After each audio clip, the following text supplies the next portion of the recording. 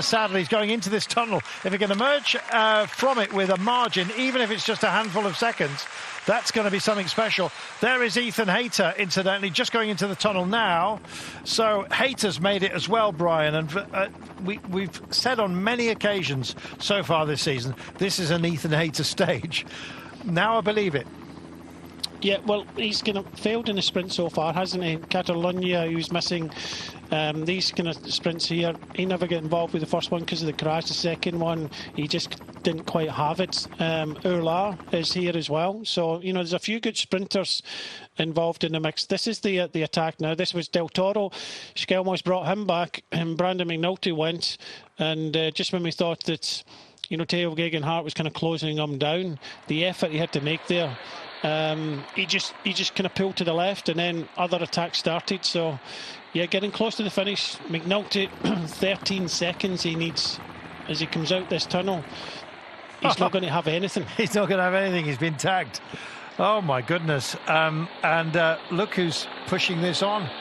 Movistar having a crack today with Aramburu. Oh, looking back further through this group, is it Aramburu? Not sure.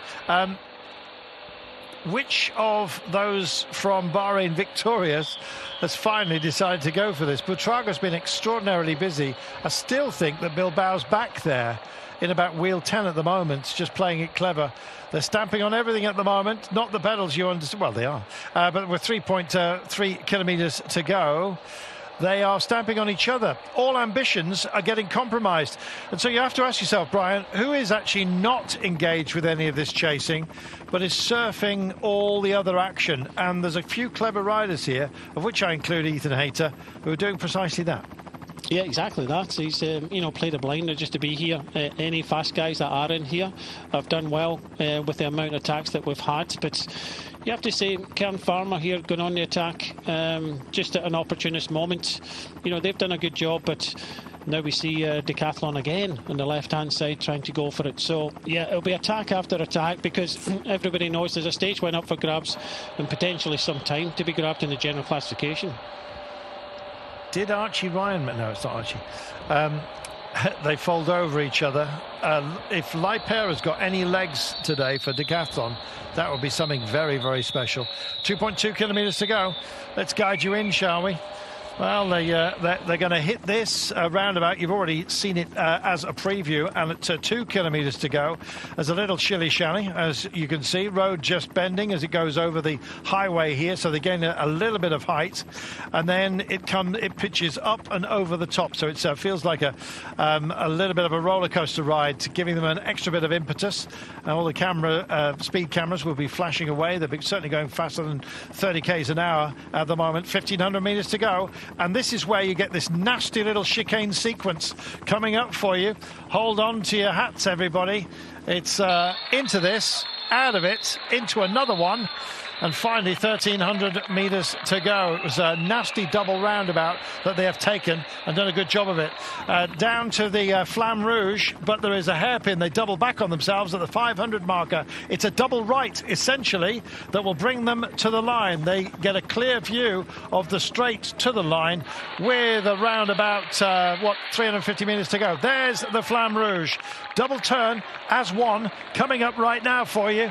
And is it just about anybody's game? Ethan Hayter is on the charge here. He's not left it. He's going for it right now, Brian. Tuck in and go. Yeah, this is Del Toro in second place there. Carlos Rodriguez for Ineos Grenadiers. So, you know, Del Toro has tried about 3 or 4 times the run in towards the finish now. Let's see if he can possibly do something now. I don't think so. I still think it's going to be about Ayuso. Don't think back speed is here.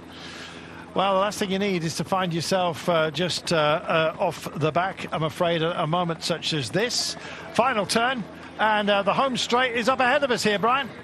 Yep, and Carlos Rodriguez is going for this one.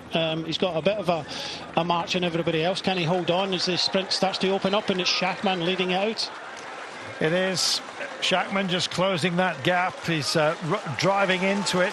Romain Gregoire is also very much involved here, just coming up into the centre of proceedings. It hasn't all finished, though, and Bora won a piece of this, and Schachmann has been the strongest of everybody. Late finisher on the barriers.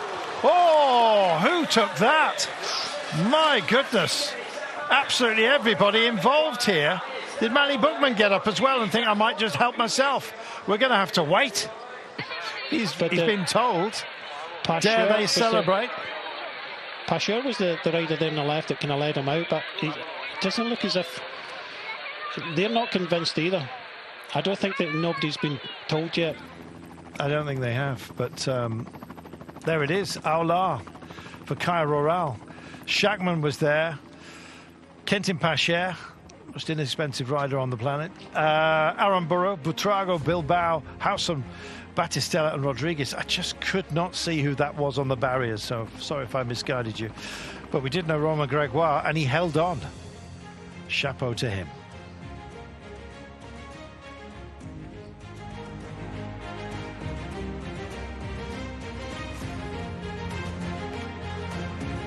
Gregoire and Pascher did a super